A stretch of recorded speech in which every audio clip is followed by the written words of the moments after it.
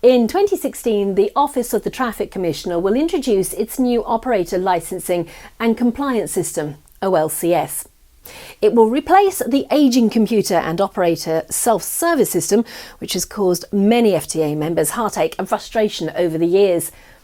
OLCS is a fresher, web-based system that will not only be the place for transacting with OTC and the traffic commissioners, but it's hoped that it will also be a useful tool aiding operators in all their compliance efforts. Joining me now to tell us more is FTA's James Firth. James, thank you for joining us this morning. So, in a nutshell, tell me, what is OLCS? OLCS is going to significantly reduce the administrative processes involved in making an application or a variation to an operator licence.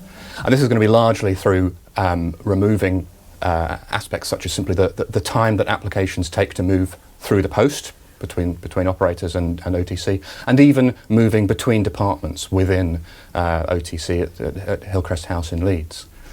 The traffic commissioners have been telling us actually in the past there's been a problem with the applications, a lot of them actually being incomplete. It's quite a high percentage, isn't it?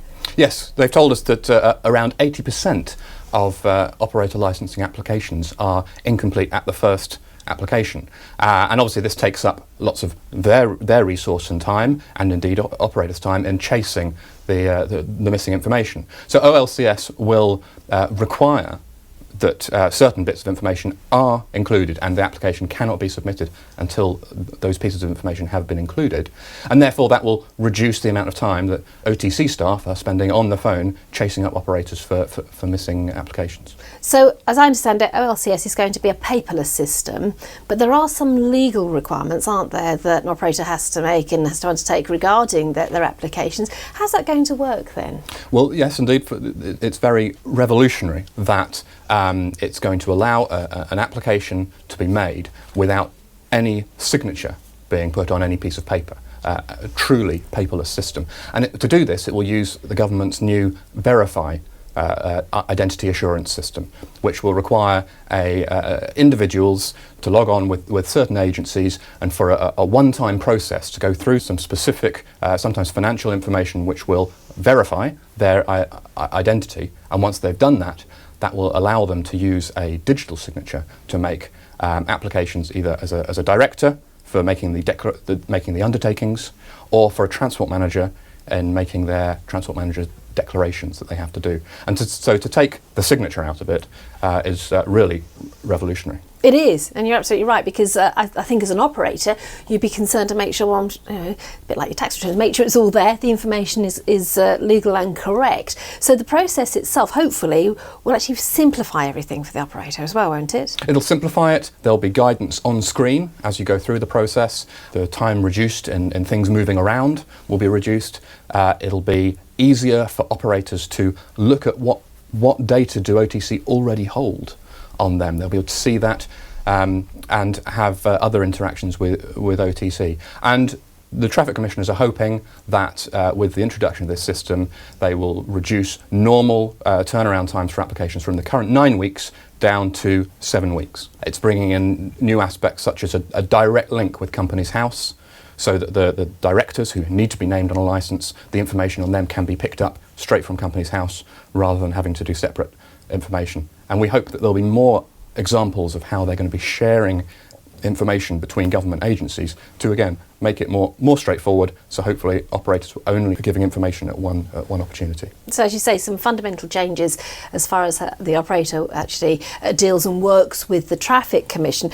But are there some key changes going to be to the operator licensing, which FTA members should be aware of too, James? OLCS is core to the operator licensing system, and there are some other changes that have been sort of put on hold until that process is complete and ready to go. One of those is changes to the operator compliance risk score. Now, these are the parameters for the score, which everyone I'm sure will know well, were changed in 2012. But the enforcement landscape has altered significantly since then, with DVSA trying to move away from expensive roadside stops for operators who they expect to be compliant, and moving to a more office-based system with the remote enforcement office and interactions with the managers rather than the drivers. So because of that, OCRS has to change. And once OLCS is up and running and working, there will be some changes to the way in which the OCRS is scored. So overall, the OLCS, good news for FTA members and the industry as a whole, something that we shouldn't actually shy away and be scared of, actually embrace? I think it's absolutely good news, and as you would expect, FTA is going to be working closely with the Office of the Traffic Commissioner to make sure that it's a seamless transition and that it does provide the benefits that we're hoping it will. Thank you very much, James Firth. So, some interesting developments for anyone who holds an operator licence. FTA member briefings will be running throughout the month of June, where James and his colleagues will be giving members all the details on OLCS. The dates and details of the briefings are available on the FTA website, fta.co.uk, or call the member services on 03717 11 2222. And of course, in the meantime, if you have any queries about any aspects of transport compliance, the FTA Member Advice Centre is here to help. Call 0370 605 0000. That's 0370 605 0000.